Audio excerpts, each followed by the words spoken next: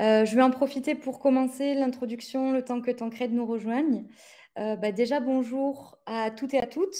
Merci de participer à cet événement qui est le premier, donc, comme je vous disais, qu'on lance sur LinkedIn en live. Donc, cet événement autour de la communauté. Je vais commencer par me présenter rapidement. Je suis donc Lisa, User Researcher en agence de service design depuis une dizaine d'années. Aujourd'hui, je travaille chez Design Shot et j'accompagne de grands comptes sur des sujets de Research Ops, de discovery ou de méthodologie en recherche utilisateur.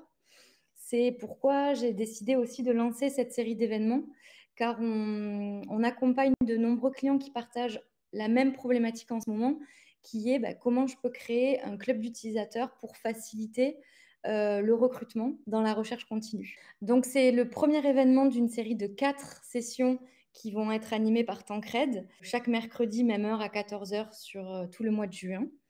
N'hésitez pas à rejoindre notre communauté de designers sur Discord si vous souhaitez approfondir le sujet ou partager aussi vos bonnes pratiques. Il y a un channel Research Ops pour tous les sujets de recherche. Et n'hésitez pas non plus à nous poser vos questions en commentaire pour que l'on puisse y répondre à la fin de la présentation. J'espère que Tancred va pouvoir se joindre à nous pour se présenter et vous partager son expertise autour des bases du community building. Ouais, ça marche. Écoute, je me présente rapidement. Donc moi, ça va faire 9 mois que je travaille dans la création de communauté au sein d'une entreprise qui s'appelle Sortlist. Et comme tu as pu l'expliquer dans l'intro, c'est que en fait, la création de communauté, c'est un gros sujet pour le moment. Il y a beaucoup de boîtes qui se posent la question de savoir si elles devraient créer une communauté, pourquoi est-ce qu'elles devraient en créer une, quel type d'objectif est-ce qu'on peut atteindre en construisant une communauté.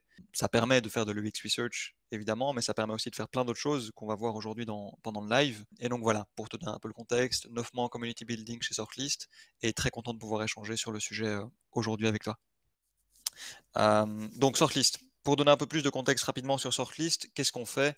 Sortlist, on est une marketplace, on met en relation des entreprises avec des agences de communication, marketing, relations publiques, UX design. Bref, on a plus d'une vingtaine d'expertises qui sont référencées sur notre plateforme. Et comment ça marche concrètement?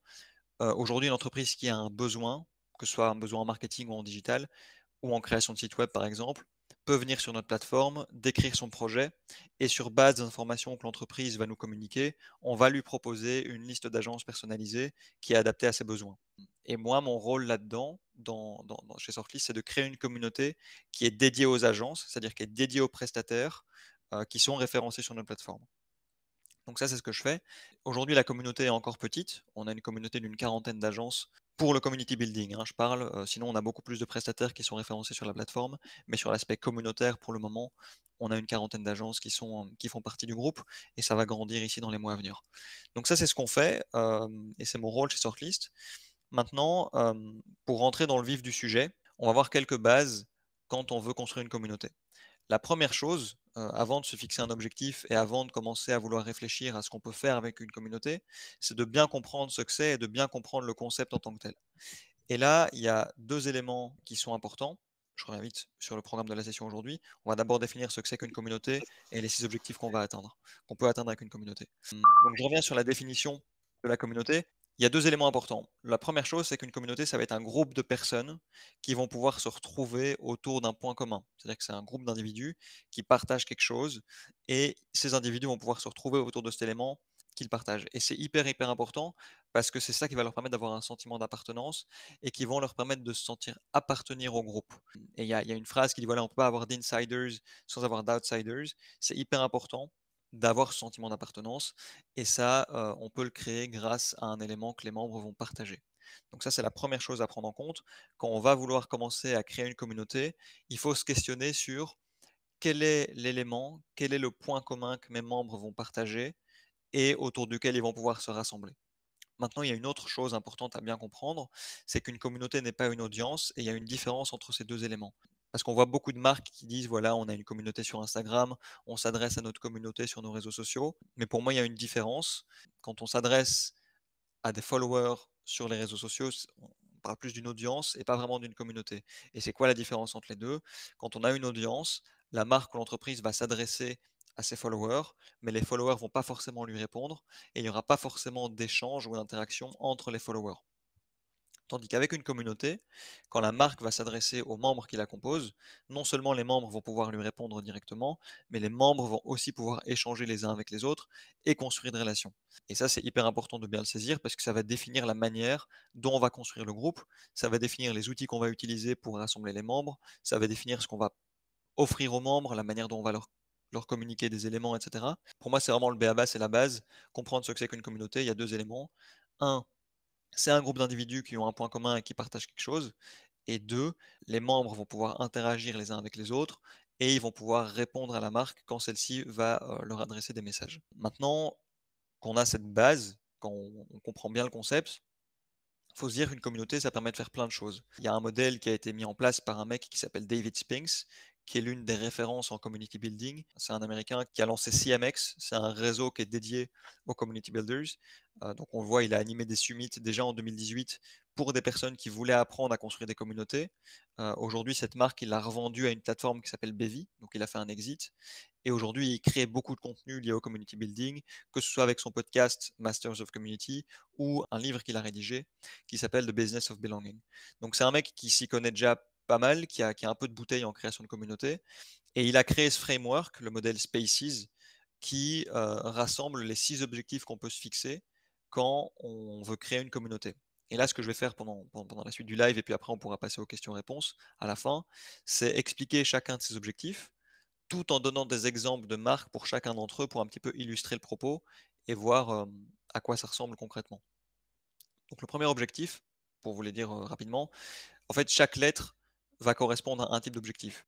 Donc S ce sera support, P produit, A acquisition, C contenu, E engagement et S succès. Donc là on va couvrir chacun de ces objectifs-là. Pour ce qui est du support, c'est le premier objectif qu'on peut se fixer en lançant une communauté.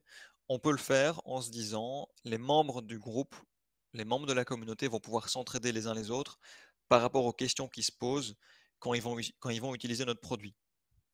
Donc typiquement, si on a un produit technique qui peut susciter beaucoup de questions et qu'on a un support client sur lequel il y a une grosse pression au quotidien, parce que les utilisateurs se posent des questions ou font face à des problématiques, bah, le fait d'avoir une communauté, ça va leur permettre de s'entraider les uns les autres et ça va aussi permettre de réduire la pression qui est exercée sur le support client et donc de réduire les coûts que l'entreprise va devoir supporter.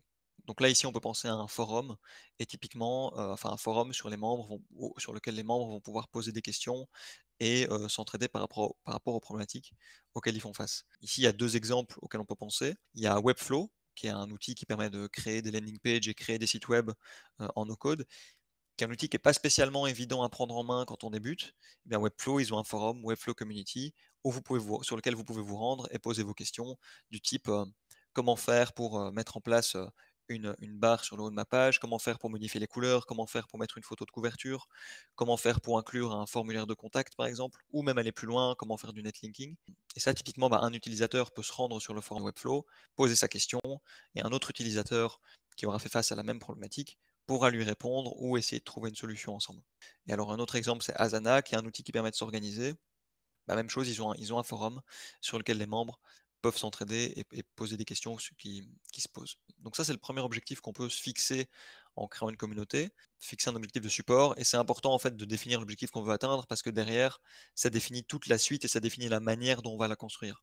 Typiquement, si on part du support, on va plus avoir tendance à construire un forum et ce sera pas du tout la même dynamique que si on voulait atteindre un objectif produit, un objectif acquisition par exemple. Et justement, l'objectif produit, j'y viens, c'est le deuxième type d'objectif qu'on peut se fixer et qui va être si intéressant justement pour Design Shot et tout ce qui est UX Research, c'est qu'on peut tout à fait créer une communauté dans l'idée de vouloir co-construire un produit avec les membres. Ici, la logique, ça va être de rassembler des clients potentiels ou des clients ou des utilisateurs qui sont déjà clients de la marque et de directement échanger avec eux pour prendre en compte leur feedback et co-construire le produit avec eux pour finalement développer une solution qui va être parfaitement adaptée à ce dont ils ont besoin et qui va parfaitement répondre à leurs ambitions et à leurs besoins.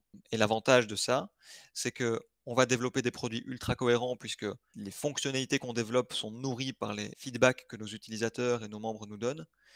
Il y a un attachement qui est renforcé à la marque. Pourquoi? Parce que si moi je participe au développement d'un produit, bah, je serai beaucoup plus attaché au fait de l'utiliser et je serai beaucoup plus attaché à la marque et j'aurai beaucoup moins envie d'aller voir ailleurs puisque j'ai participé au co-développement de ce produit et donc j'en suis fier. Et la troisième chose, c'est qu'au final, bah, le marketing se fait tout seul puisque comme on développe le produit avec nos membres, on sait exactement auprès de qui on peut le promouvoir, on a des éléments de langage qu'on peut utiliser pour faire nos campagnes et progressivement faire grossir la base d'utilisateurs. Et donc ça, c'est le deuxième objectif qu'on peut se fixer, c'est vraiment inclure les membres de la communauté dans le développement du produit. Et ici, il y a plein d'exemples de marques qui le font. On peut citer un exemple qui est très connu, c'est Lego. Ils ont un site web qui s'appelle lego.ids sur lequel les membres peuvent soumettre des idées de Lego qu'ils ont envie de voir sur le marché. Typiquement, si moi j'ai envie de voir un tel modèle de voiture ou un moulin à vent ou une fusée que je peux développer et que je peux construire en Lego, je peux soumettre cette idée sur le site Lego IDs. Et si cette idée reçoit plus de 10 000 votes, bah, Lego s'engage à la produire et à la commercialiser. Ça, typiquement, c'est une manière de co-développer des produits. Et grâce à ça, bah, Lego n'aura jamais de problème pour trouver de nouvelles idées, puisqu'ils ont une communauté active, qui vont toujours en soumettre de nouvelles. Autre exemple, on a Asphalt, qui est une marque de vêtements assez connue, qui va constamment solliciter ses clients pour savoir quel type de vêtements ils veulent développer, quelles sont les problématiques auxquelles les clients font face. Donc typiquement, Asphalt veut développer un nouveau pantalon. Ils vont solliciter leurs membres en leur demandant quel type de pantalon vous voulez, c'est quoi les problématiques auxquelles vous faites face, c'est quoi qui vous dérange quand vous achetez un pantalon, quel est le problème du produit, à quel moment est-ce que le produit finit par avoir un trou, etc. Ils prennent en compte tous ces retours et ils s'assurent de développer un vêtement qui répond aux attentes de leurs membres. Et comme je le disais, bah, une fois que le produit est prêt, bah, ils le poussent auprès de tous les utilisateurs et auprès de tous les clients qui leur ont donné du feedback pour leur dire voilà, ça y est, le produit est prêt, vous pouvez maintenant l'acheter. Et Nidé.co fait un peu la même chose, sauf que eux vont une étape plus loin. Nidé, c'est une marque de cosmétiques. Donc même chose, on peut soumettre des idées de cosmétiques. Si le produit reçoit suffisamment de votes, Nidé s'engage à le produire. Et une fois qu'il est commercialisé, une partie des bénéfices va être reversée à la personne qui a soumis l'idée. Donc, typiquement, si moi, je soumets une idée de crème, la crème reçoit suffisamment de votes de la part des autres membres de la communauté, l'idée le produit, et je vais toucher 5% ou 3%, je ne sais pas exactement quel est le pourcentage, mais je vais toucher une part du revenu qui est généré par ce produit parce que je suis à l'origine de l'idée. Là, j'ai mis 3 exemples, mais on peut aussi citer Era, que j'ai trouvé il n'y a pas longtemps. Era, ils sont en train de développer une alternative à Google Calendar, donc ils développent un calendrier en ligne, et les fondateurs ont lancé un Slack où les utilisateurs peuvent donner énormément de feedback sur le produit. Ils se servent de ça pour développer le produit en temps réel. On peut aller voir Era, H-E-R-A, hyper intéressant comme exemple de produit digital qui est co-développé avec une communauté. Et d'ailleurs, la fondatrice, Louise Beissa, rédige du contenu régulièrement sur les avantages de construire une communauté, donc ça peut être une bonne source d'inspiration. Donc ça, c'est le deuxième exemple d'objectif qu'on peut se fixer quand on veut créer une communauté, c'est le co-développement d'un produit. Troisième exemple de ce modèle, c'est l'acquisition. C'est-à-dire on peut se lancer dans la construction d'une communauté avec l'ambition d'acquérir de nouveaux clients. C'est-à-dire que la communauté va être là pour avoir une espèce de preuve sociale autour de notre marque et encourager de nouveaux membres et de nouveaux clients à nous rejoindre. C'est exactement la même chose qui se passe quand on choisit un restaurant, c'est un concept assez connu.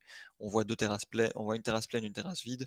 On aura plus tendance à aller du côté de la terrasse pleine parce qu'on fait confiance et qu'il y a une preuve sociale autour de cet établissement. C'est la même chose avec une marque. Quand on va comparer deux solutions qui s'offrent à nous, si on en voit une qui a une communauté hyper active, qui est en plus de ça composée de membres qui nous ressemblent parce qu'ils ont la même passion, parce qu'ils ont le même âge, parce qu'ils ont la même catégorie socio-professionnelle ou le même sexe, bah, on aura plus tendance à aller vers celle-ci que vers une marque qui n'a pas fait ses efforts de création de communauté. Moi, il y a un exemple que j'aime bien en cyclisme, c'est le RCC, le Rafa Cycling Club. Donc, c'est une marque qui vend des vêtements et des accessoires pour les cyclistes. Et ils ont mis un véritable effort dans la construction d'une communauté. Donc en gros, ils ont des clubs locaux où les membres peuvent partir faire du cyclisme ensemble. Bah, typiquement, si quelqu'un doit acheter du matériel et qu'il a le choix entre RCC ou Decathlon ou une autre marque, le RCC a cet aspect attractif puisqu'on se dit, non seulement je vais acheter des produits de qualité, mais en plus de ça, je vais pouvoir partager ma passion avec des membres qui ont le même intérêt que moi pour le cyclisme, typiquement. Et donc ça, c'est un troisième objectif qu'on peut se fixer. Créer une communauté pour avoir de la preuve sociale et derrière se servir de cette preuve sociale pour attirer de nouveaux clients et avoir une boucle, un cercle vertueux qui se met en place. Donc là, j'ai mentionné le RCC, qui était ici. On peut aussi citer House of Wise. C'est une marque qui a été créée par Amanda Goods, commercialise des produits à base de CBD pour femmes. Et ce qui se passe, en fait, c'est que d'abord, elle a co-développé son produit avec les membres de sa communauté, mais elle a aussi un programme ambassadeur. Et c'est hyper intéressant, je trouve, puisque quand on se penche sur ce type de produit, bon, le CBD est inoffensif, mais ça peut poser des questions. On peut se dire: «OK, est-ce que le fait de consommer tel ou tel produit, ça va vraiment être bon pour moi? Quelles sont les implications? Quels effets ça a eu?» et cetera. On a peut-être besoin d'être rassuré par rapport à ce type de produit et le fait d'avoir une communauté de personnes, bah, qui nous ressemblent, ça peut être très rassurant et nous pousser à passer à l'achat et effectivement rejoindre la communauté. Troisième type d'objectif, c'est faire de l'acquisition grâce aux membres de la communauté et générer du bouche à oreille également. Le quatrième, c'est la création de contenu. La construction de communauté, c'est un grand sujet pour le moment. La création de contenu, ça l'est aussi et ça l'est depuis un peu plus longtemps. Le problème avec la création de contenu, pour avoir travaillé dedans depuis pendant 2 ans et encore, je fais encore du contenu aujourd'hui, c'est qu'il y a en général trois problématiques auxquelles on fait face. C'est qu'il faut d'abord trouver des bonnes idées de contenu, il faut ensuite les produire et une fois qu'elles sont produites, bah, on n'est qu'à la moitié du chemin puisqu'il faut encore les diffuser pour avoir de la visibilité et s'assurer que bah, notre contenu il est vu, il est consommé et il a un impact sur l'entreprise pour laquelle on bosse. D'abord, c'est très chronophage, ça demande beaucoup d'énergie, ça demande beaucoup d'investissement et on ne voit pas forcément le retour tout de suite. Bah, on peut tout à fait se dire qu'on va créer une communauté pour sourcer la création de contenu auprès de nos membres. C'est-à-dire qu'on peut tout à fait avoir une communauté de membres qui va commencer à créer du contenu autour de la marque. Typiquement, ils vont recevoir le produit chez eux, ils vont se mettre à prendre une photo du produit, à le publier sur Instagram, ils vont se mettre à prendre des photos quand ils sont en train d'utiliser le produit qu'on leur a vendu. Ça va permettre à la marque d'être plus visible sans devoir investir dans la création de contenu. Évidemment, si la marque décide de reprendre le contenu qui est sourcé par sa communauté, il faut s'assurer qu'il soit qualitatif, mais en général, ça pose pas de problème parce qu'il y aura toujours du contenu qualitatif produit par certains membres. Et il y a encore une fois, il y a plusieurs exemples de marques qui misent là-dessus. Il y a Salomon, GoPro et John Deere. Ici, j'aime beaucoup l'exemple de John Deere parce qu'on ne se doute pas spécialement à quel point le marketing du contenu peut être important pour cette marque. Mais John Deere, ce qu'il faut savoir, donc c'est les tracteurs. Les utilisateurs de John Deere sont hyper fiers d'être clients de cette marque. Ils sont ultra fans de leur tracteur. Et si vous allez sur TikTok, vous verrez que le compte John Deere n'a jamais publié le moindre TikTok. Mais si vous regardez le hashtag, il y a plus de 6,7 milliards de vues grâce à des TikTok qui ont été créés par des clients John Deere. Et ça va de l'humour, enfin, il y a plein de types de TikTok différents qui ont été créés et qui mettent en avant des tracteurs. Mais tout ça, c'est du contenu qui met en avant la marque sans que John Deere n'ait eu à investir le moindre euro dans la création de contenu. Donc, ils ont généré 6,7 milliards de vues uniquement grâce aux membres de leur communauté parce qu'ils sont tellement fans de la marque qu'ils avaient envie de montrer qu'ils avaient un produit de cette marque-là et qu'ils l'ont publié sur TikTok. Donc, c'est absolument énorme. John Deere n'a pas besoin de trouver des idées, n'a pas besoin de les produire, n'a pas besoin de les diffuser, c'est la communauté qui s'en occupe. Et c'est juste surpuissant parce que c'est une économie énorme pour la boîte. Troisième, enfin, avant-dernier objectif qu'on peut se fixer en créant une communauté, c'est l'engagement. Ici, l'objectif, ça va être de devenir une référence par rapport à un sujet euh, bien précis. Donc, on va vouloir rassembler les membres de notre communauté autour d'une problématique d'un intérêt commun qui est lié à notre marque. Donc, en fait, on veut devenir un espèce de fédérateur pour nos clients, ce qui fait que quand ils vont penser à notre secteur d'expertise, quand ils vont penser à notre domaine, ils vont naturellement penser à notre marque. Donc on devient un facilitateur qui les aide à rencontrer d'autres personnes avec les mêmes intérêts et à vivre cet intérêt-là. Et ici, il y a plein d'exemples qu'on peut citer. Il y a Nike, Nike qui a lancé des Nike Running Club, c'est-à-dire que si vous faites de la course à pied, vous pouvez trouver un club près de chez vous pour aller courir avec d'autres personnes. Donc là, vous pensez course à pied, vous pensez forcément à Nike. Il y a Sephora qui a Sephora Beauty Community, qui est un espèce de forum slash plateforme en ligne où il y a plein de sujets différents qui sont traités et où les membres peuvent poser des questions par rapport au maquillage, par rapport aux soins pour la peau, par rapport aux soins des cheveux, par rapport aux soins des mains, etc. Il y a plein de forums et plein de sous-sections. Bah là, typiquement, le but de Sephora, c'est qu'on associe le domaine de la beauté, du maquillage et de la cosmétique à sa marque. Il y a Sofiane Pamar aussi, qui est un pianiste, artiste qui est sur une bonne pente ascendante, qui a lancé un Discord où ses fans peuvent se retrouver, partager leur passion par rapport à cet artiste-là. Et enfin, The Dinner Party, qui est un exemple un peu plus qui est très intéressant, mais qui n'est pas spécialement joyeux. C'est une communauté qui est dédiée aux personnes qui ont récemment perdu un proche. Parce que quand on perd un proche, bah, c'est une expérience qui est vraiment très difficile, qui peut être enfin, qui peut vraiment être désorientante, si on peut dire ça comme ça. Et en fait, The Dinner Party permet à ces personnes de se retrouver avec d'autres gens qui ont aussi perdu un proche récemment, pour pouvoir échanger avec d'autres personnes qui ressentent la même chose qu'eux, tout simplement. Et donc, on peut aller sur le site de Dinner Party, trouver un club près de chez soi, se rendre à l'un des dîners et pouvoir échanger, parler de ce qu'on ressent avec d'autres personnes qui comprennent ce qu'on est en train de traverser. Et donc, C'est encore une fois un exemple qui est assez différent, mais tout ça pour dire que quand on veut fixer un objectif d'engagement pour fédérer les membres autour d'un sujet précis, on peut le faire autour de plein de sujets différents. Du sport, à la perte d'un proche, en passant par la cosmétique et la musique, c'est hyper varié. Et enfin, le dernier exemple d'objectif qu'on peut se fixer avec une communauté, c'est un objectif de succès. C'est-à-dire qu'on peut se dire ici que le but, ça va être de créer une communauté pour aider nos membres à avoir plus de succès sur un domaine précis. Donc, on va les aider à se développer et acquérir de nouvelles compétences dans un domaine précis. Et on va leur apporter des ressources, du contenu, un réseau qui va les aider à se développer et à grandir dans le domaine qu'on vise, typiquement. Ici, il y a plusieurs exemples. Il y a Pavillon, qui va être une communauté dédiée aux commerciaux. Donc on va rejoindre la communauté et on va pouvoir non seulement accéder à des conférences, à des cours, à des audios qui vont nous apprendre à être de meilleurs commerciaux, mais qui va aussi nous donner accès à un Slack pour échanger avec d'autres commerciaux qui sont issus de grandes boîtes. Donc si vous rejoignez Pavillon, vous allez pouvoir échanger avec des commerciaux enfin, des head of sales qui sont de chez Netflix, Apple, etc. Traffic Think Tank, c'est un peu similaire, sauf que c'est lié au SEO. Donc, typiquement, si on est manager SEO au sein d'une boîte et qu'on a envie de se développer et de développer nos compétences en matière de référencement naturel, on peut rejoindre Traffic Think Tank et même chose, accéder à des ressources, du contenu et un réseau de professionnels pour échanger et grandir sur cette thématique-là. Et enfin, il y a Chief, qui est un exemple que j'ai découvert il n'y a pas longtemps. Chief, c'est une communauté qui est dédiée aux femmes qui ont un rôle de C-level ou de VP dans des grandes boîtes. Donc ça va prendre même chose, Apple, IBM, Netflix, Nike, Lockheed Martin. Bref, des femmes qui aujourd'hui ont un rôle très important au sein de leur boîte et qui ont envie de pouvoir échanger avec d'autres femmes qui ont un rôle similaire au sein d'une grande entreprise pour pouvoir s'entraider et grandir ensemble. Aujourd'hui, Chief, je pense qu'ils ont plus de 12 000 membres. Mais là où c'est très impressionnant, c'est qu'ils ont fait une levée de fonds en début d'année à hauteur de 100 millions de dollars et ils sont valorisés à plus d'1 milliard. Donc c'est une licorne qui est une communauté. Et comment est-ce que ça s'explique? Ça s'explique parce qu'ils visent, comme je l'ai dit, des C-level de grosses entreprises. Ces grosses entreprises sont prêtes à payer l'abonnement à la communauté pour permettre à leurs employés de grandir. C'est vu comme de la formation, ça fait partie du package. Et ça permet à Chief de facturer 5 à 8 000 dollars par an ou par mois, j'ai un doute, mais en tout cas c'est 5 à 8 000 dollars l'accès.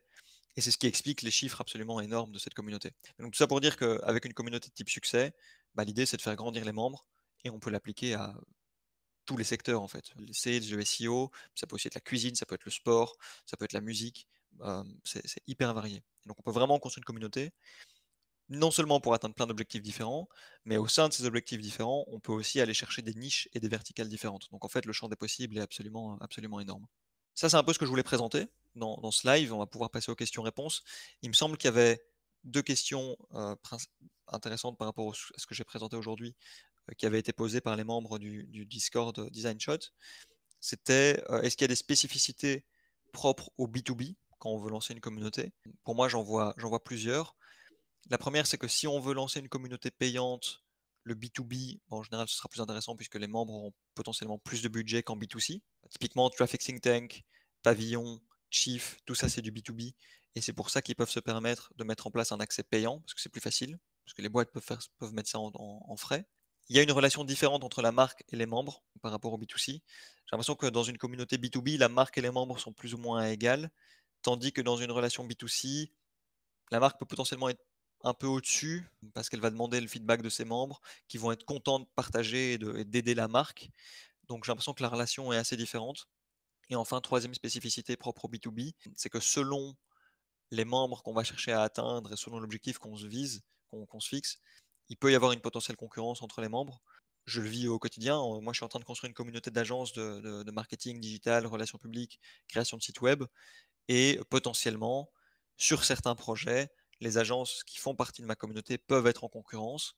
Et donc ça veut dire quoi? Ça veut dire qu'il faut faire attention à prendre et à sélectionner des membres qui vont vouloir échanger les uns avec les autres et qui vont vraiment être dans cette dynamique de vouloir partager et échanger et de vouloir construire quelque chose. Donc ça, c'est important de le prendre en considération. Enfin, deuxième question qui avait été posée et que je trouvais pertinente par rapport au sujet d'aujourd'hui, c'est quoi les gros challenges ou les contraintes quand on veut créer une communauté? Le premier, c'est que c'est hyper important de définir un objectif bien précis parce que ça va impacter toute la suite. Comme je le disais au début du live, quand on se fixe l'objectif, enfin selon l'objectif, la manière dont on va construire une communauté ne sera pas la même. C'est-à-dire que si je veux construire une communauté support, ce ne sera pas du tout la même dynamique que si je veux construire une communauté succès. Ce ne sera pas du tout la même manière dont je vais sélectionner les premiers membres, la vitesse à laquelle on va grandir, le type d'onboarding qu'on va mettre en place, la plateforme qu'on va choisir, le programme communautaire qu'on va mettre en place, et cetera. Tout ça sera très différent selon l'objectif qu'on se fixe. Donc très important de bien choisir son objectif dès le début, se concentrer sur un seul, et puis potentiellement au fur et à mesure on peut élargir. Mais en tout cas au début c'est important d'avoir une idée claire de ce qu'on veut atteindre. Deuxième challenge, ça va être identifier les bons premiers membres. Pour moi, c'est hyper important de commencer petit avec un noyau dur, constitué de premiers membres qui vont vraiment vouloir s'investir et qui vont vraiment vouloir co-construire la communauté. Parce qu'on ne construit pas une communauté pour les membres, on la construit avec eux. Et donc, c'est hyper important d'avoir un noyau dur, hyper engagé dès le début, et ensuite de progressivement ouvrir les portes pour avoir quelque chose qui tient la route. Troisième contrainte, c'est bien de se demander comment est-ce que la communauté va avoir un impact sur l'entreprise qui se trouve à l'initiative de cette communauté et de savoir comment est-ce qu'on va mesurer cet impact. Parce que oui, on sait d'une manière ou d'une autre que la création d'une communauté, ça va servir à quelque chose, mais c'est bien de se demander qu'est-ce que ça rapporte concrètement, est-ce qu'on peut le mesurer, et est-ce qu'on peut mettre des chiffres ou en tout cas des éléments objectifs sur ce que ça rapporte. C'est un exercice qui est vraiment pas évident, parce qu'il y a différents types de communautés qui existent, il y a des communautés gratuites, des communautés payantes, mais c'est bien de se poser la question en amont et de quand même avoir cette réflexion tout au long de la construction de la communauté pour pas se retrouver après 6, 7, 8, 12 mois en se disant OK, on a construit quelque chose, mais à quoi est-ce que ça nous a servi? Avant-dernière contrainte, challenge, c'est de définir qui va incarner l'entreprise au sein de la communauté, qui va prendre le projet à bras le corps et qui va s'en occuper full time. Nous, d'expérience, au tout début de la création de notre communauté chez Sortlist, on avait essayé de le faire en équipe, en format task force. Chaque personne le faisait un petit peu quand elle avait le temps. Mais ça marchait pas du tout parce qu'en fait, il faut une personne qui prenne le projet, à bras le corps et qui va l'incarner et qui va vraiment connaître chaque membre un à un. Et donc c'est important de définir, une personne responsable et que cette personne ait l'ownership de la construction de la communauté. Et enfin, mais ça c'est plus loin, c'est plus tard dans la vie d'une communauté, quand on atteint une certaine taille, il est possible que des sous-communautés apparaissent. Typiquement, vous pouvez avoir des sous-communautés, basées sur la localisation, basées sur l'âge. Et c'est important de pouvoir identifier ces sous-groupes pour que la communauté puisse continuer à grandir sereinement. Donc ça, c'est un petit peu ce que je voulais partager. Il nous reste une vingtaine de minutes si jamais il y a des questions-réponses. Quelle est la taille d'une communauté idéale avec 4 personnes qui la lead? C'est-à-dire que tu as 4 personnes qui sont prêtes à travailler dessus, Patrick? Donc tu as 4 personnes qui sont dans l'équipe.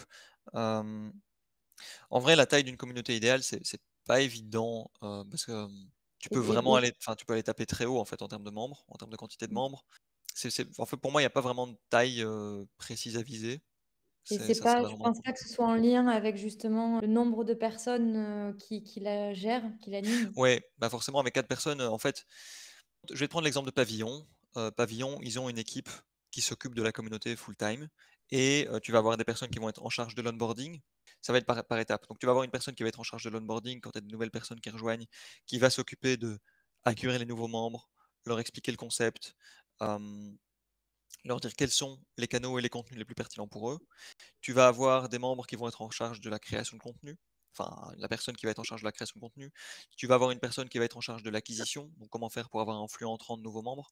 Donc en fait, si tu as plusieurs personnes qui sont en charge de ta communauté, je pense que c'est pas vraiment la taille qui va avoir un rôle, c'est plus quels sont les différents points qui vont permettre à ta communauté de grandir et de vivre. Donc ça va être l'acquisition de nouveaux membres, l'onboarding, l'animation de la communauté au quotidien et éventuellement la prévente entre guillemets ou s'assurer que la relation se passe bien avec les membres. Donc je le verrais plus en mode quelles sont les différentes étapes plutôt que par rapport à la taille. Il y a aussi une question sur, pour démarrer, peut-on construire un noyau engagé? Faut-il les Mhm. incentiver? Ouais. Pour moi, la meilleure manière de commencer avec un noyau dur, donc d'abord, c'est de commencer petit. Moi, j'ai commencé avec 5-6 agences que je connaissais toutes personnellement, donc j'ai eu des appels avec eux.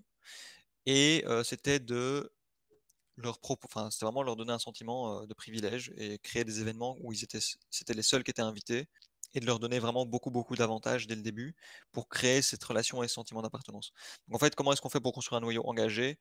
Il faut les bichonner, en prendre vraiment soin, leur donner beaucoup d'avantages et tu peux effectivement les incentiver en mettant en place un leaderboard. Donc en fait, mais ça, c'est pas évident à automatiser. C'est-à-dire que selon les actions que tes membres vont entreprendre, ils vont gagner des points. Et à partir du moment où ils ont un certain nombre de points, bah, ils accèdent à certains avantages dans la communauté. Le truc, c'est que donc d'abord, il faut savoir le mesurer. Et ça te demande d'avoir un programme communautaire bien établi avec différentes offres, différents éléments que tu peux proposer. Après, il y Mais a aussi une ouais. stratégie d'incentive que tu vas poser pour l'implication au sein de la communauté, mais aussi pour ta recherche utilisateur en parallèle. C'est-à-dire, il va falloir que tu identifies les différents formats d'études que tu vas lancer dans ta communauté. Et là, tu vas devoir, enfin, en tout cas, moi, je préconise de les incentiver sur, je vous accorde 1 heure d'entretien en face à face, questionnaire en ligne. Et là, ça sera des incentives différents que l'engagement dans la communauté finalement. Mhm. C'est clair. Ouais. Nous, alors nous, c'est en marketing. C'est en marketing souvent que le community building est repris. Donc c'est souvent, ouais, c'est souvent dans le marketing dont ça fait partie. En tout cas, chez Surflist, nous, c'est dans le marketing et plus particulièrement dans l'aspect contenu. Pourquoi? Parce qu'on a une communauté de type succès et le contenu a un gros rôle à jouer là-dedans. Parce qu'on va apporter des ressources et du contenu éducatif à nos membres. Donc on est relié au content marketing qui lui-même est relié au marketing. Après, tu as certaines boîtes qui vont avoir des départements entiers liés au community building, qui sont un département à part entière. Mais d'habitude, c'est plus lié au marketing, ouais. Sales, je ne dirais pas. D'ailleurs, tu as beaucoup de communautés où tu as beaucoup de boîtes qui vont créer des communautés où en fait les commerciaux ne peuvent pas accéder parce que c'est vraiment deux choses différentes. Donc c'est plus lié au marketing. Non, c'est moi C'est qui bon? bug des fois. OK, t'inquiète. Juste sur cette question-là, dans quel pôle de Ouais, l'entreprise, si je le remets encore une fois dans le périmètre user research, ça peut être aussi bien sûr. dans les services produits dédiés, mais qui va pouvoir aussi partager la responsabilité avec les PM de différentes squads, par exemple. Je pense que la bonne pratique, c'est quand même d'avoir une personne dédiée qui va aller chercher les informations et aussi les partager derrière aux différentes squads produits ou design. Mais ça peut être aussi dans du coup l'équipe produit. Ouais, ouais, c'est clair. En fait, c'est ça qui est pas forcément évident, c'est que c'est très transversal puisque tu as plein de départements qui peuvent bénéficier de la communauté et même nous, on s'est posé la question au début, est-ce que c'est du produit? Est-ce que c'est du marketing? Est-ce que c'est du sales? Parce que c'est extrêmement transversal, parce que tu es en contact direct avec tes clients et en fait, je pense qu'on en revient encore une fois à l'objectif qu'on veut atteindre. C'est clair que si tu veux construire ta communauté pour co-développer un produit, c'est l'équipe produit qui sera en charge du projet, quoi. Donc ouais, ça peut dépendre de l'objectif qu'on veut atteindre. Dernière question. C'est pas forcément évident. Moi, je l'ai avec ma communauté, hein, donc le fait de gérer une communauté qui est à distance, où tu as des membres qui sont répartis à plusieurs endroits. Parce que nous, de notre côté, on a des membres qui sont en Belgique, en France, en Suisse, et même en France, on a des membres qui sont à Paris, à Bordeaux, à Lyon. Donc c'est pas évident à gérer, c'est une très bonne question. La première chose, c'est de s'assurer que tu des... après, ça dépend le sujet, hein, mais si tu as moyen de réunir tes membres en ligne et de leur permettre d'avoir un endroit où ils peuvent échanger les uns avec les autres, typiquement un Slack, un Discord ou une plateforme spécialisée, c'est un bon début. Et ensuite, ce que tu peux faire, c'est créer des sous-communautés sur base de la localisation en créant des événements dédiés à ces sous-communautés-là. Donc typiquement, nous, ce qu'on pense faire, c'est faire des événements physiques pour nos membres qui sont basés à Paris, des événements physiques pour nos membres qui sont basés à Bordeaux, et même chose pour ceux qui sont basés à Lyon, pour créer une espèce de connivence dans ces sous-groupes et maintenir un engagement. Et puis, je sais pas moi, tu peux faire une fois tous les trimestres, tous les 6 mois ou tous les ans, un événement qui va rassembler l'ensemble des membres au même endroit. Donc voilà. Mais ça peut être une force d'avoir des membres répartis à plusieurs endroits, parce que ça te fait des sous-groupes au sein desquels tu peux avoir un engagement qui est plus fort, justement parce qu'ils partagent cet aspect de localisation, quoi. Donc, c'est comme ça que je m'y prendrais, de mon côté. On va s'arrêter là pour aujourd'hui. N'hésitez pas à nous revenir vers nous sur Discord, sur la communauté Design Shot. On va vous remettre le lien en bas de page. Et voilà, merci. Avec plaisir. Puis à mercredi prochain, normalement, d'être plus fluide. Encore désolé pour ce Ouais, petit pack. pas de souci. On maîtrise Merci. maintenant. Ouais, c'est À ça. plus tard. Salut, là. Merci à tous. Bon après-midi.